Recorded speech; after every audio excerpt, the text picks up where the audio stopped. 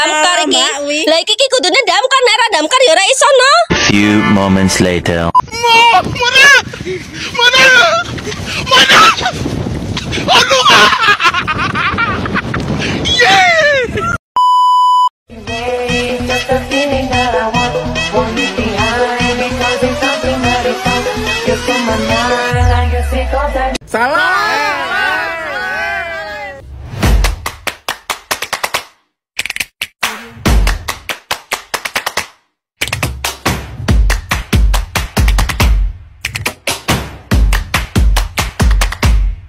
Oke, standby, kamera ready, sound ready, 3, 2, 1, action.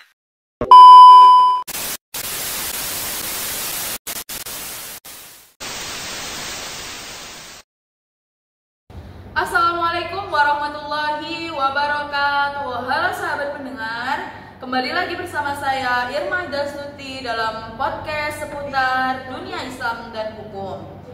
Hari ini kita akan membahas topik penting, yaitu Al-Quran dan Hadis sebagai sumber hukum Islam.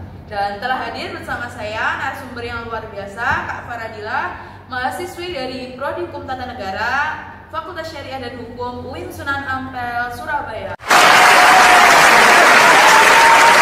You can do it. Assalamualaikum Kak Faradila. Waalaikumsalam Irma. Terima kasih ya sudah mengundang saya di podcast ini. Senang sekali bisa berbagi ilmu pada hari ini.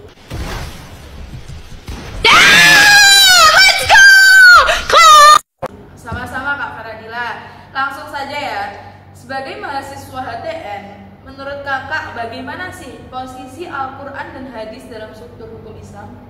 Baik Irma, jadi dalam sistem hukum Islam, Al-Quran dan Hadis menempati posisi paling tinggi sebagai sumber utama hukum.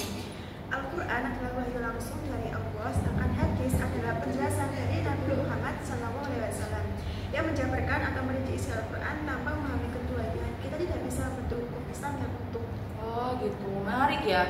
Nah, kalau kita bicara praktiknya nih, bisa nggak Kak Faradila kasih contoh bagaimana Al-Quran dan Hadis digunakan dalam perumusan hukum?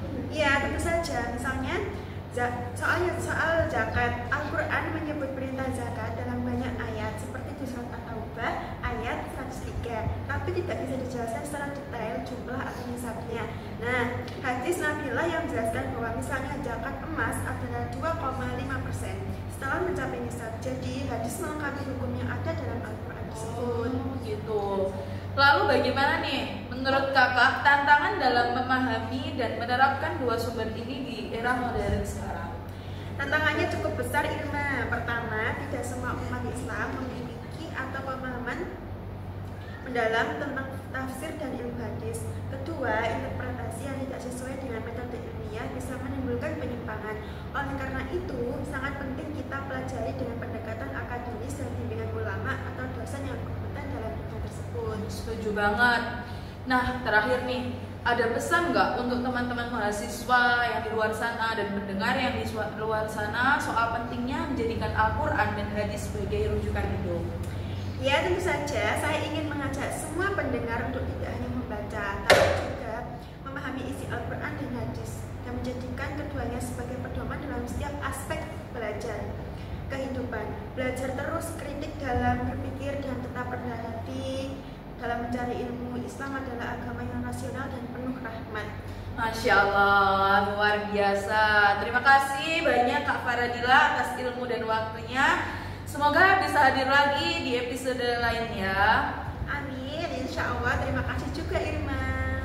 Baik sahabat podcast, demikian episode hari ini. Semoga membawa manfaat dan membuka wawasan kita semua. Sampai jumpa di episode selanjutnya. Wassalamualaikum warahmatullahi wabarakatuh.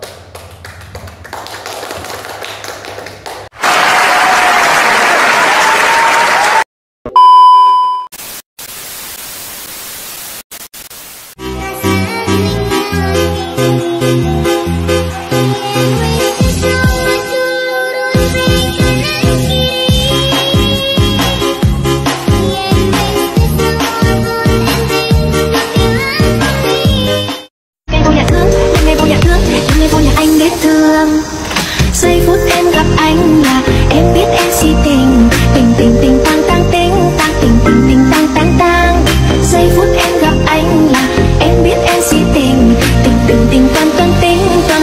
ting ting tan tan tan.